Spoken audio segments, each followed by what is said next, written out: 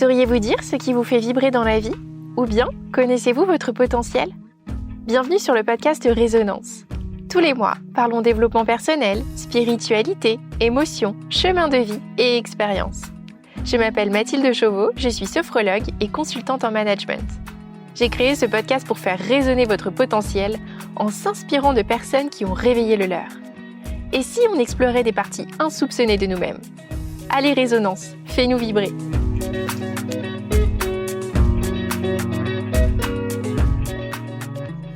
Salut Julien. Salut Mathilde. Julien, tu es comédien, metteur en scène et tu joues et écris différentes pièces. Tu es aussi improvisateur. Tu es également formateur en entreprise. Tout à fait. Sur les sujets de la communication, de l'improvisation théâtrale, des soft skills et du storytelling, le sujet de ce jour. Ouais, exactement. Même de la négociation raisonnée d'Harvard aussi. Tu peux même rajouter ça. Très bien. Ouais, un petit plus. Alors, je suis toujours fascinée par les personnes qui parlent avec envie, entrain sur scène et qui transmettent leur passion, ce qu'ils ont dans leur trip. Et c'est pour ça que je viens t'interroger aujourd'hui sur l'outil du storytelling pour transmettre de la passion, du peps, de l'envie à travers nos messages. Ok. Et avant de débuter cela, j'ai envie d'en savoir un peu plus sur tes passions et que tu nous racontes ton parcours. Écoute, mon parcours à la base, il est assez classique au départ, c'est-à-dire que j'ai une formation universitaire, un bac+5, qui s'appelait un DESS à l'époque. Moi, je suis vieux maintenant, donc c'était pas un master. Donc voilà, j'ai bossé en entreprise. Et puis, mais parallèlement à la fin de mon DESS, j'ai commencé à faire une école de théâtre qui s'appelle le Cours Florent. Et donc voilà, dès la fin de mes études, j'ai commencé à avoir ce parcours un peu qui sortait un peu de l'ordinaire, on va dire. Et au bout de quelques années en entreprise, j'ai arrêté complètement pour devenir comédien. Voilà. Et donc, dès lors que je suis devenu comédien, ça c'était il y a un peu plus de 10 ans, je me suis formé à plein de choses. Je suis devenu aussi auteur en même temps. J'ai fait de la mise en scène, comme tu l'as dit tout à l'heure. Pour joindre un peu mes deux univers, je suis devenu formateur en entreprise, donc pour des formations sur le management et tout ce que tu as dit, la prise de parole, qui permettait de relier ce que j'avais fait en tant que étudiant et en tant que membre d'une entreprise, en tant que salarié, en tant que cadre, et ce que je faisais sur scène. Donc ça, c'était très cool. Et puis voilà. Et puis après, les pièces se sont enchaînées. Je fais plein de trucs. Et puis tu m'as contacté pour un podcast. Et là, vraiment, ma vie s'est révélée quelque part. Et là que j'ai basculé, quoi. Voilà. Et j'ai fait de l'impro aussi. Toutes mes formations, effectivement, sont basées sur de l'impro pour travailler les soft skills. Donc on va dire globalement les relations humaines et la communication. Et l'impro, j'en ai beaucoup fait justement comme ça, mais en tant que formateur, et finalement moi en tant que comédien, j'en avais déjà fait un peu à Florent, mais c'est pas du tout un truc qu'on travaille, je trouve, en tant que comédien, en tout cas pas assez régulièrement à mon goût, parce que je trouve que c'est un super outil pour travailler les ressources du comédien justement, et pas que la communication en entreprise. Et donc je m'y suis mis beaucoup plus sérieusement depuis un peu plus de 2 ans. Et donc maintenant je fais aussi des spectacles d'impro, donc j'imagine que comme toi je sais que tu en fais aussi, donc des formes courtes, des formes longues. Voilà, donc des formes longues en gros c'est des pièces improvisées d'1 heure, ou des formats plus courts où tu fais des scènes de 5-10 minutes et puis t'arrêtes, tu fais une autre scène derrière, etc. etc. Donc voilà, et donc l'impro c'est super. Voilà ce que je peux te dire, mon parcours. Ça répond à ta question? Ouais, tout à fait. Super. Et comment t'as réussi à identifier tes passions?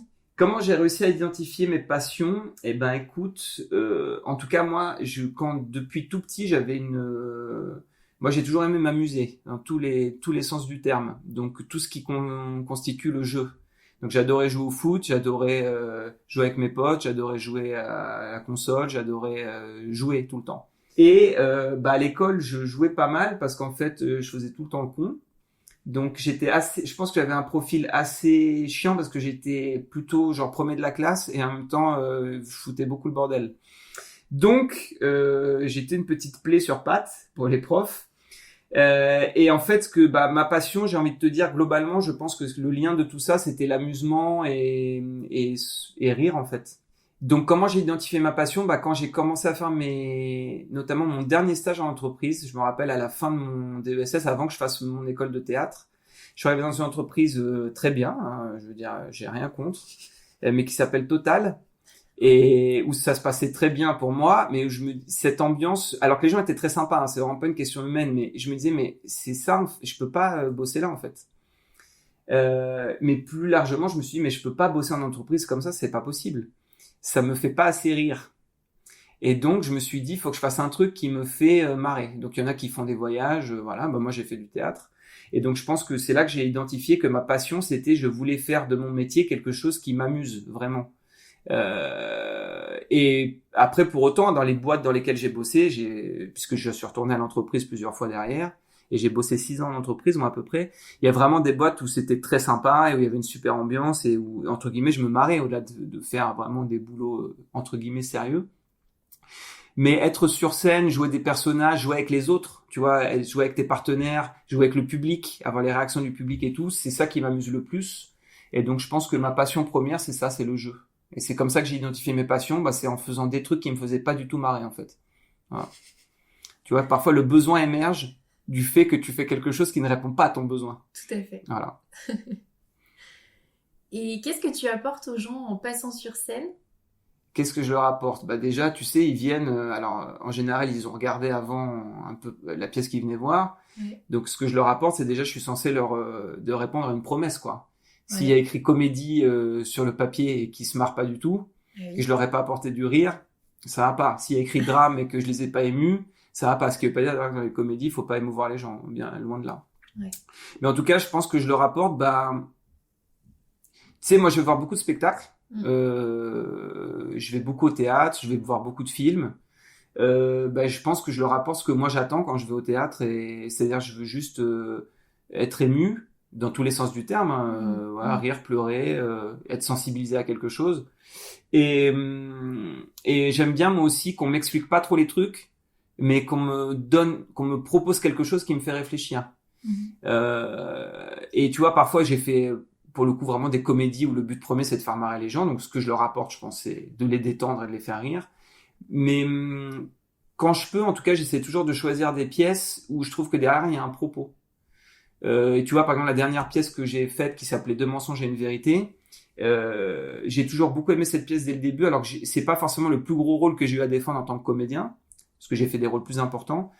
Mais déjà, bon, la distribution était super et tout, et la pièce marchait très bien. Mais je trouve qu'il y avait une vraie réflexion sympa sur,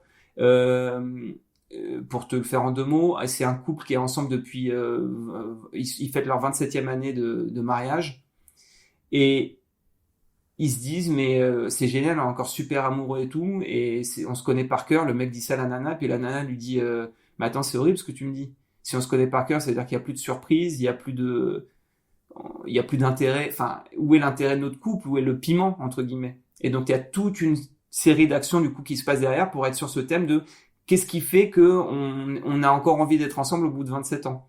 Bah, tu vois, ça, c'est caché derrière plein de rires, plein de comédies, mais je trouve que cette réflexion est intéressante sur, voilà. Bah, donc, c'est ça que j'aime bien. J'aime qu'on se marre et qu'on reparte avec des trucs sur lesquels réfléchir. Je t'avouerai, sur mon parcours, il n'y a pas eu que des pièces où on réfléchit derrière. Okay. Mais voilà, donc en tout cas, le principal truc, moi j'ai envie que les gens passent un bon moment. Ouais. D'accord.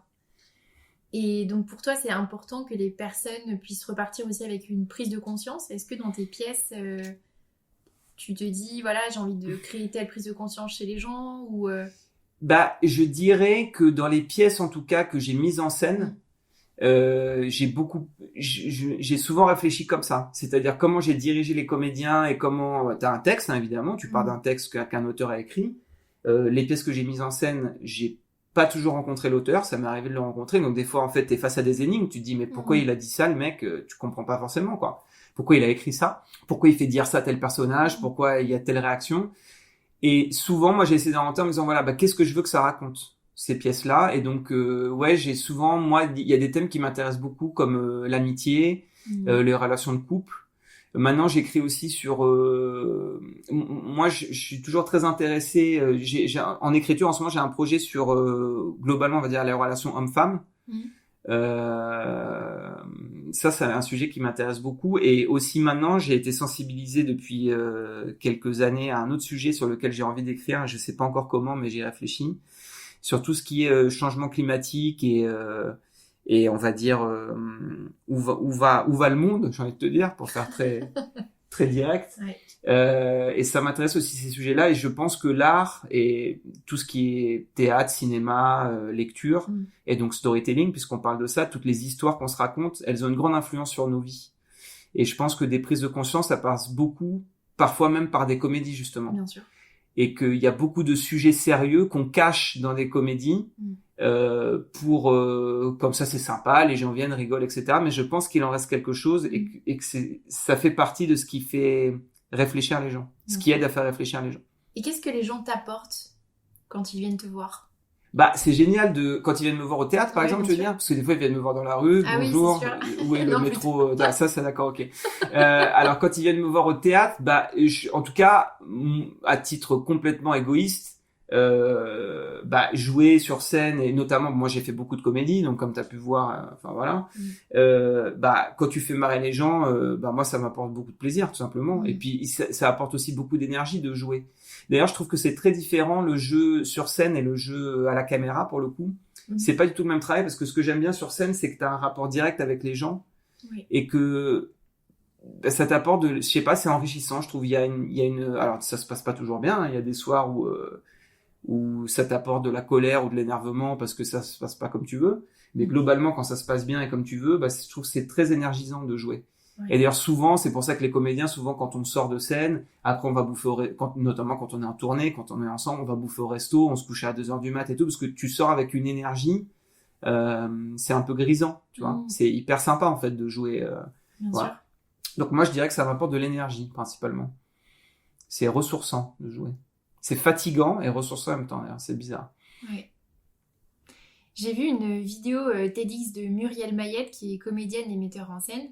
Et en fait, elle parle de 3 clés pour trouver le lien et l'équilibre avec son public lorsqu'elle monte sur scène.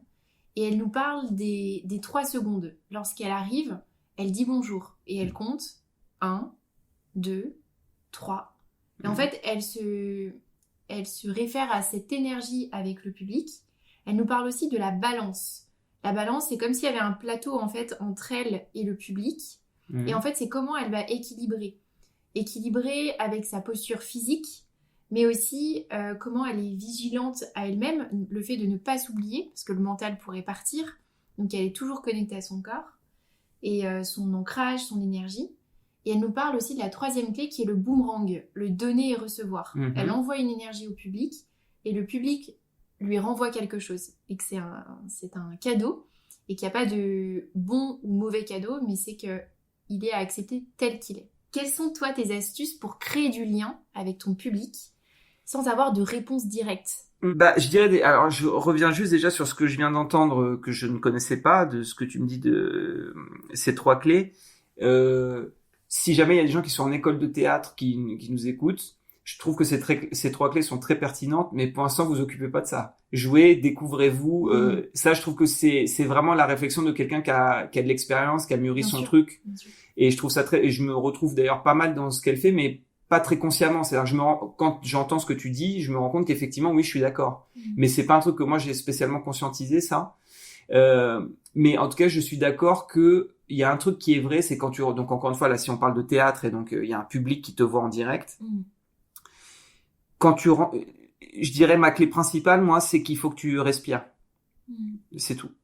Mais ça a l'air bête, enfin, ou peut-être on se dit, bah oui, mais c'est bateau. Mais non, c'est-à-dire que et ça, quelque part, je dirais, c'est même encore plus vrai quand t'as la caméra, parce que la caméra va tout le temps te voir et tout ce que tu fais, c'est être dans un truc où juste, tu te montres vivant devant d'autres gens.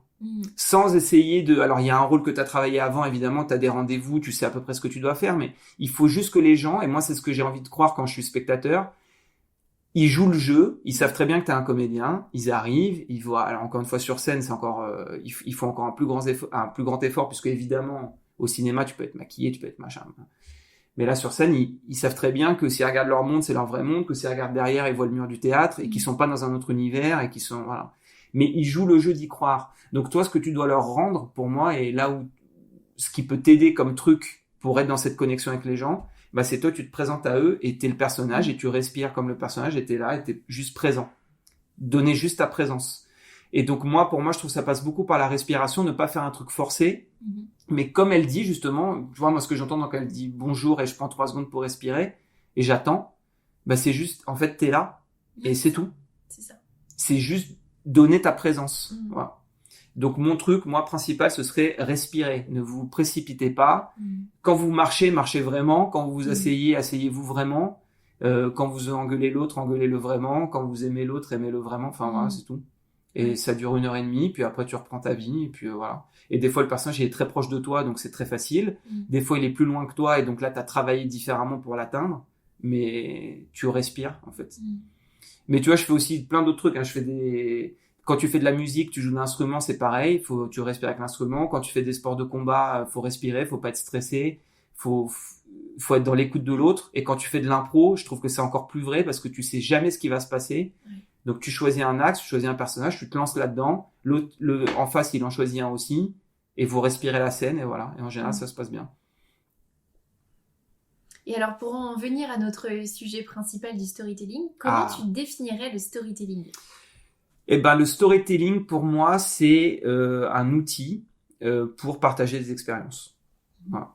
Donc c'est un outil de communication, donc ça peut être utilisé dans une prise de parole, mais évidemment aussi juste à l'écrit sur un blog, dans un article, n'importe quoi. En fait ça s'appelle storytelling parce qu'on l'a appelé comme ça dans les années 90 parce que ça a été récupéré par des marques et par des hommes politiques et tout. Mais à la base c'est juste se raconter des histoires, hein, c'est juste ça. Et se raconter des histoires, pour moi, à quoi ça sert ?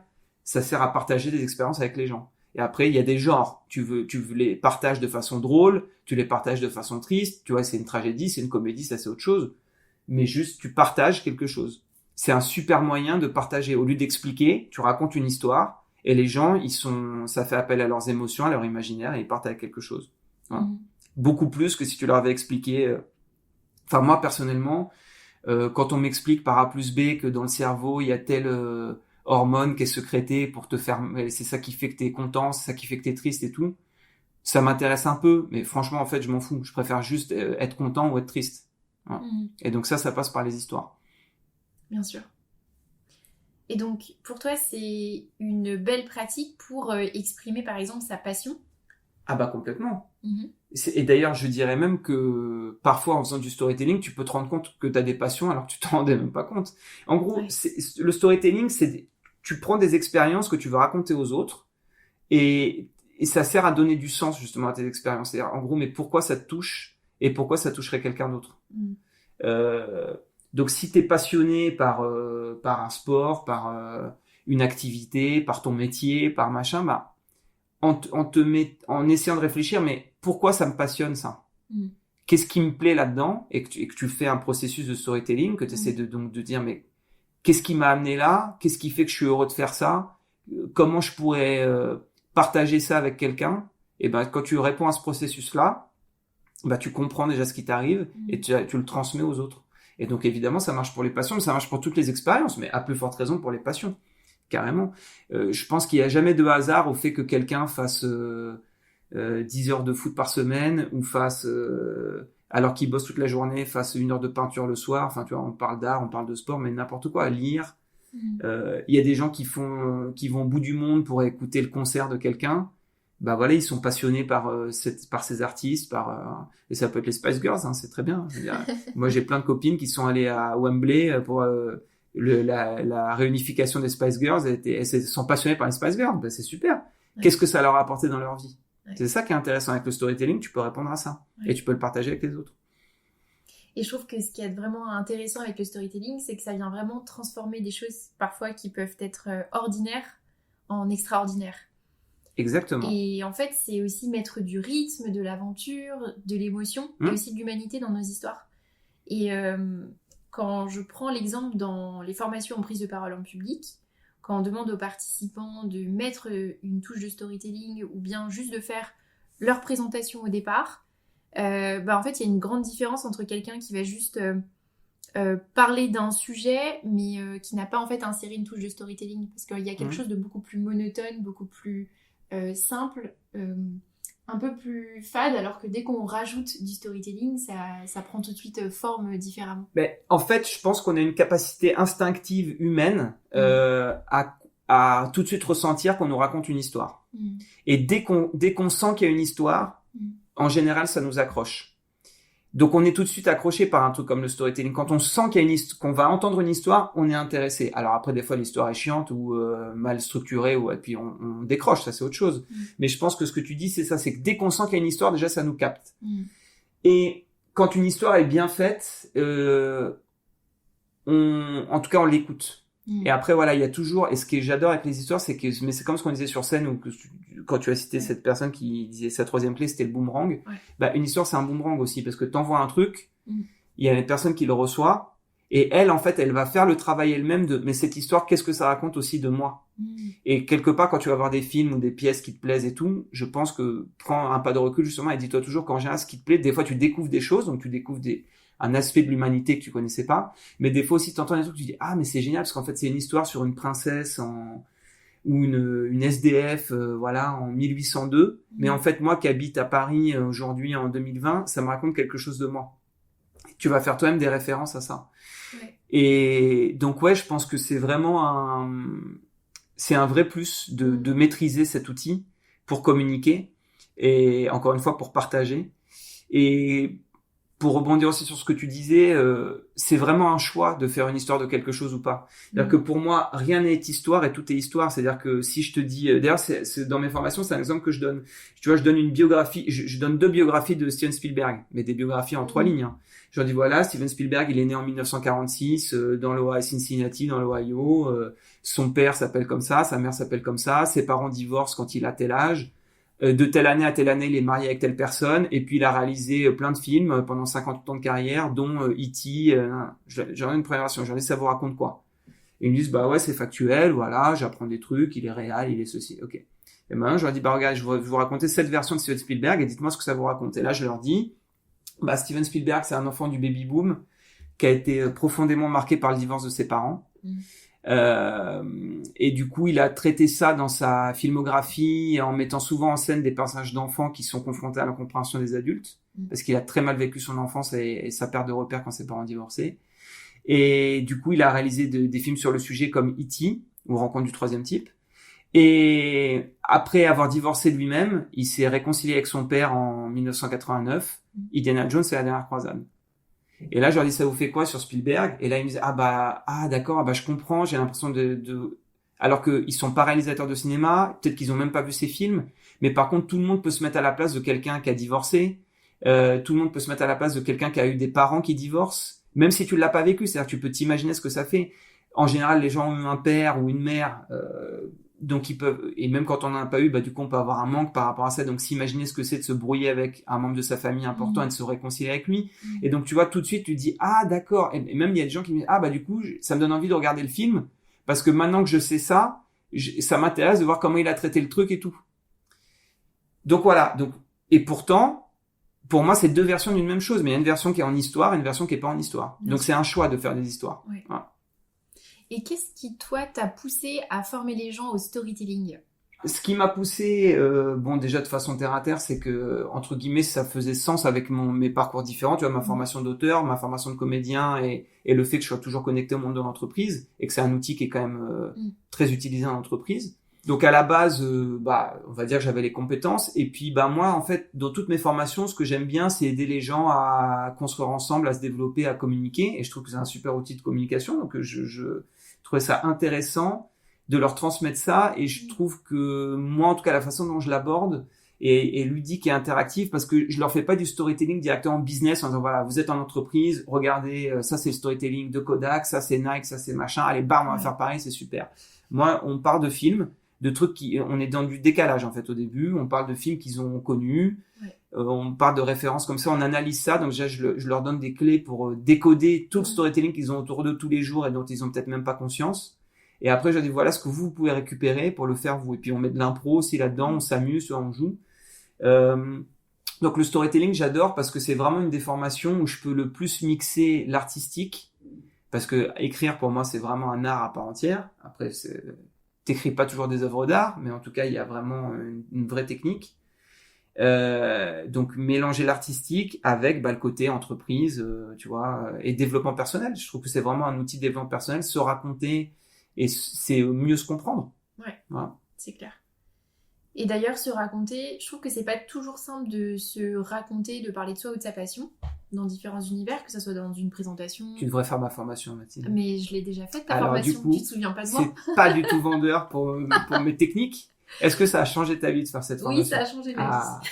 Très bien. Ça me fait plaisir. Mais je me souviens très bien de toi. Bien sûr, tu avais même des problèmes de connexion. Ah oui, tout à fait. Voilà, J'étais en Bourgogne pendant le confinement. Voilà. Alors.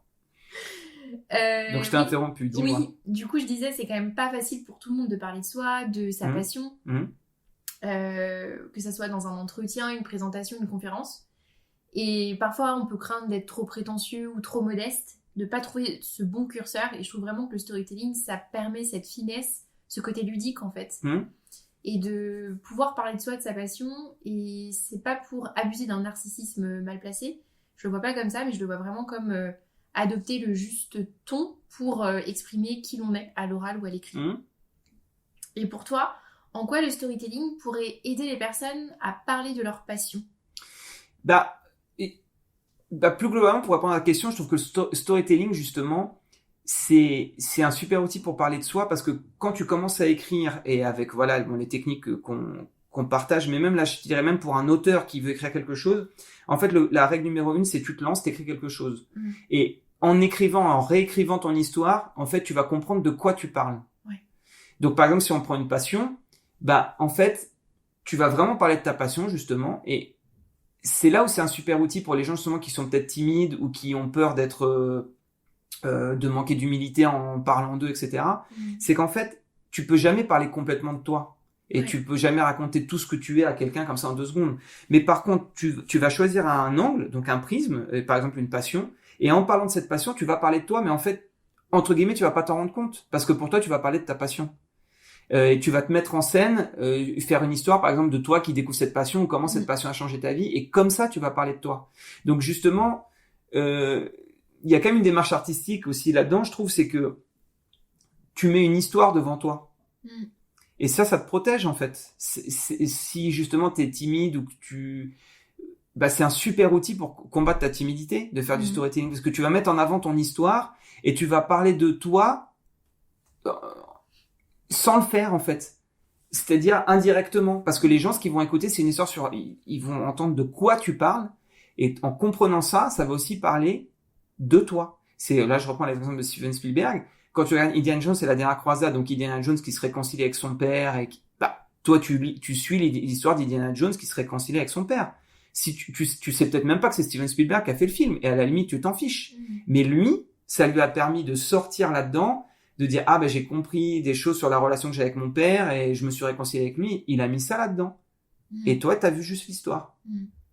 Donc, tu peux parler de toi et de ta passion. J'imagine que c'était une passion pour la danse, c'est que tu vas dire que tu peux dire 1000 trucs, mais peut-être que tu vas dire que ça te permet de laisser ton corps s'exprimer, alors que dans ta vie de tous les jours tu te sens peut-être un peu contraint par des choses et tout, que c'est des espaces de liberté pour toi et tout. En disant ça, tu vas raconter plein de choses sur toi.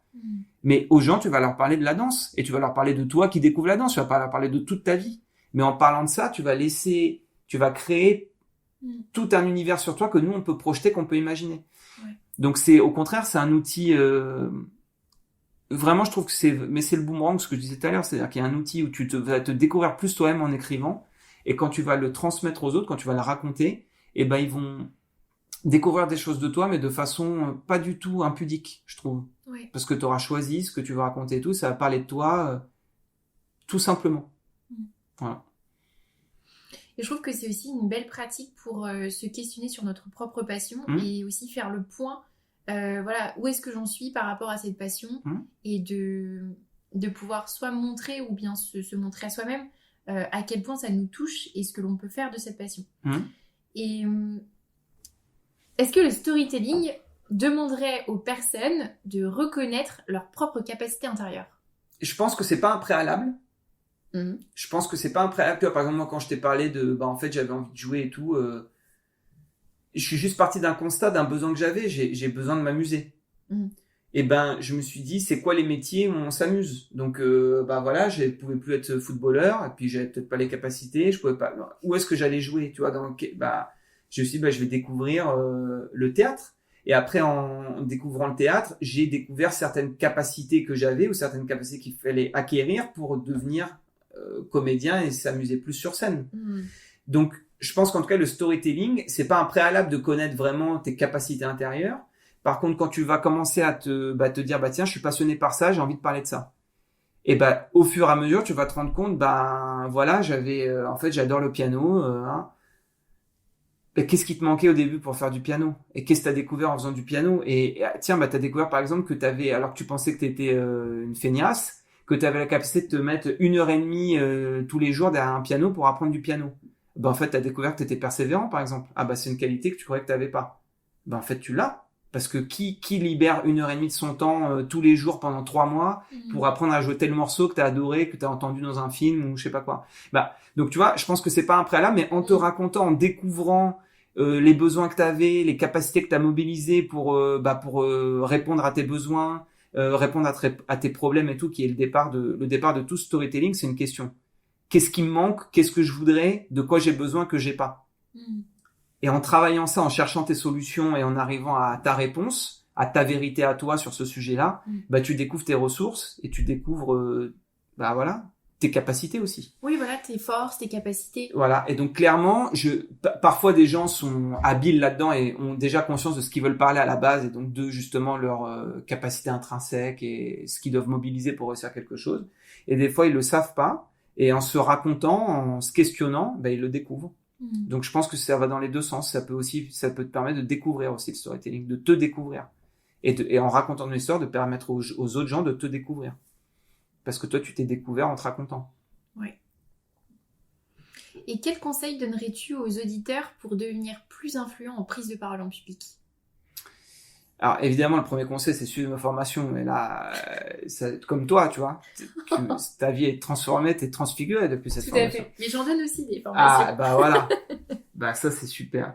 Non, le premier, en tout cas moi le conseil que je dirais dans tout, que je pense que certainement les gens dans ton podcast ont déjà dit et que les auditeurs ont déjà entendu 1000 fois, mais il y a pas d'autre vérité que ça. Il faut faire des trucs. Donc, tu veux t'améliorer en prise de parole, prends la parole, en fait. Prends la parole. Moi, je vais te dire un truc, tu vois, alors que j'adorais faire marrer les gens et que j'étais toujours rigolo de service et tout, quand je suis arrivé sur scène, j'étais pas du tout drôle.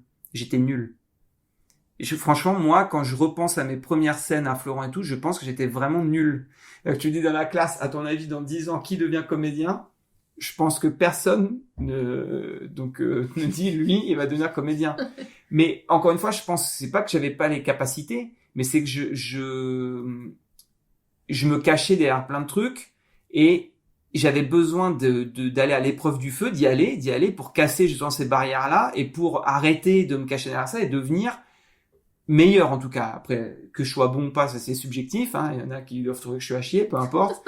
Bon, en tout cas, moi, je prends plus de plaisir à le faire et je m'amuse plus. Et en tout cas, j'en vis, donc j'arrive à trouver du travail là-dedans. Donc je pense que souvent quand t'as des problèmes avec la prise de parole, c'est peut-être que t'as pas les bons outils, donc tu peux te former. Et en général, quand tu te formes, les formations sont interactives, donc ça te force à y aller. Hein. C'est comme quand tu vas dans une école de théâtre. Au final, au bout d'un moment, le prof ou la prof, il dit vas-y, passe ta scène. Donc t'y vas. Donc en fait, même si ta scène, même si t'es nul, tu l'as fait ta scène. Et alors il va pas forcément te dire t'es nul parce que ça peut être un petit peu, ça pourrait te brider. Mais en tout cas, il va essayer de te dire sur quoi travailler. Et puis voilà. Et puis toi, t'as ton propre ressenti. Est-ce que t'es bien ou pas? Et quand t'es en formation, tu t'entraînes. Et puis sinon, dans ta vie de tous les jours, t'as du mal à prendre la parole. Soit en fait, tu te dis ça toute ta vie et tu prends jamais la parole et donc tu évites ton problème. Soit tu veux arrêter de te sentir mal. Et en fait, faut le faire. Faut travailler et je citerai pas les noms, mais je me rappelle en entreprise, moi j'ai vu des dirigeants de ces boîtes-là, les boîtes dans lesquelles j'étais,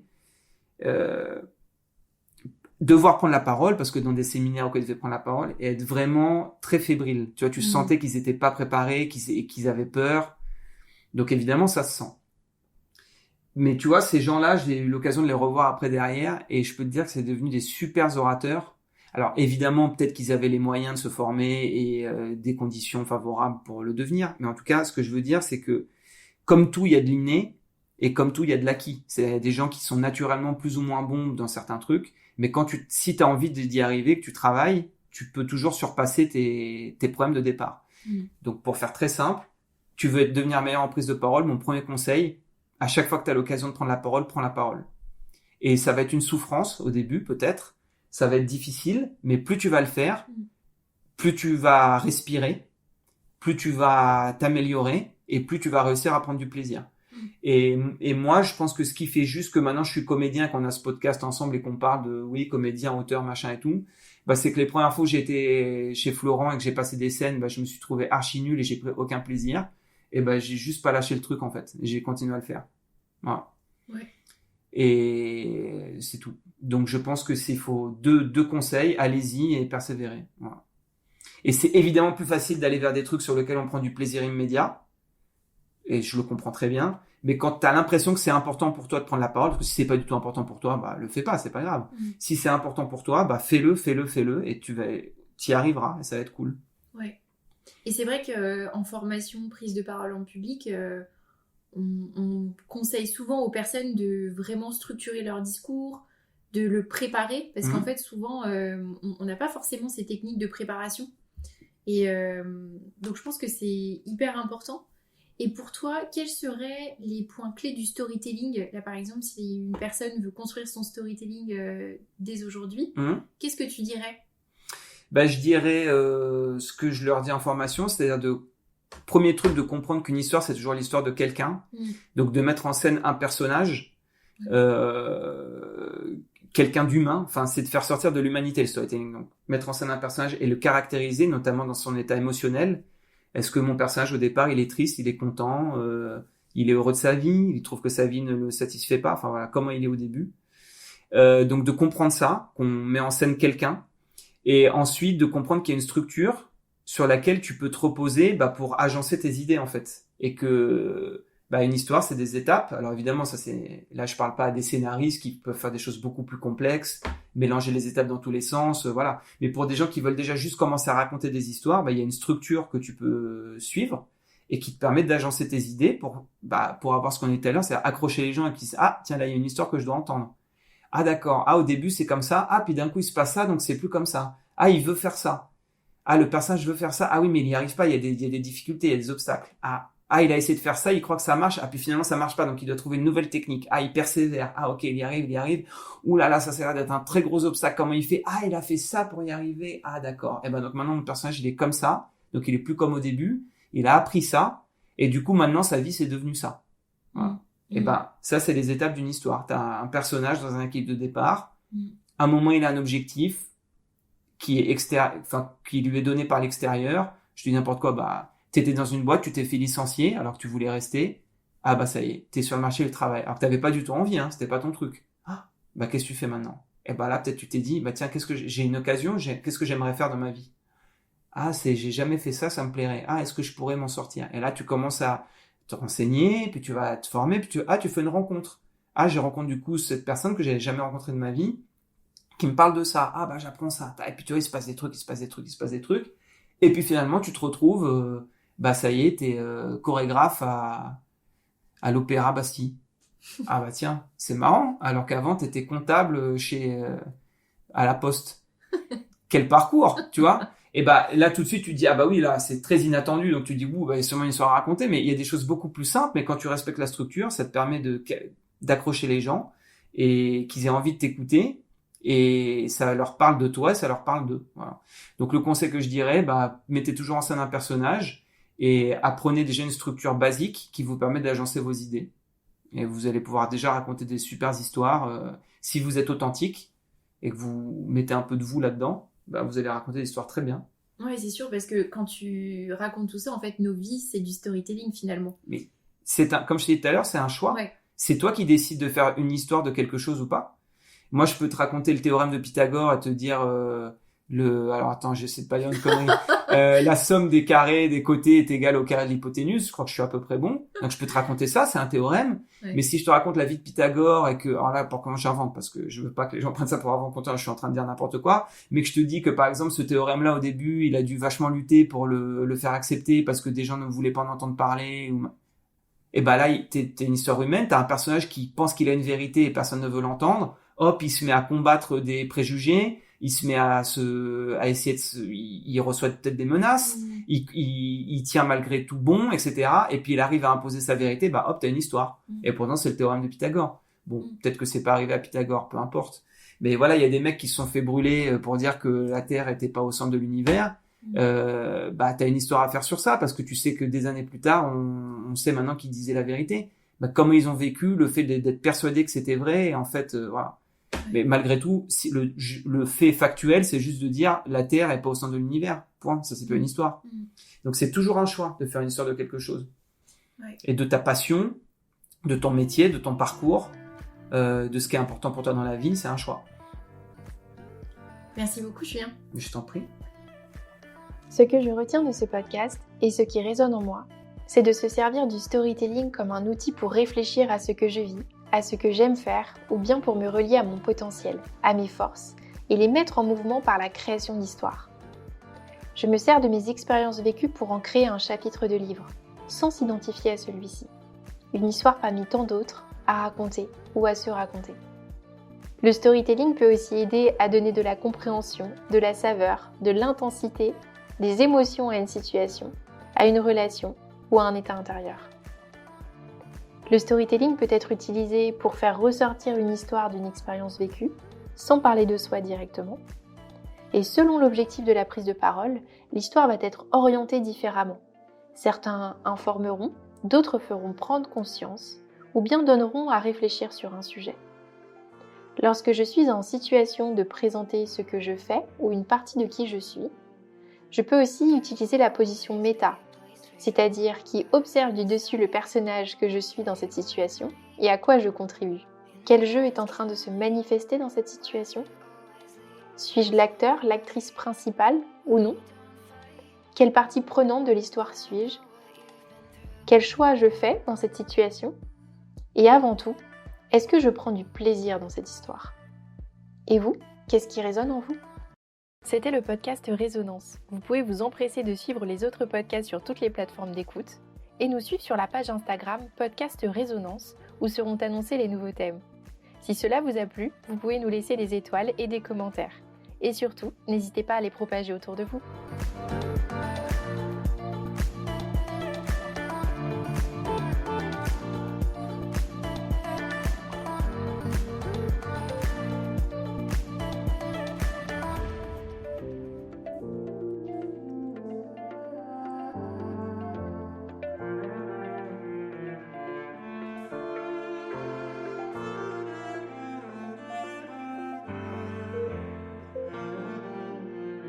There will always be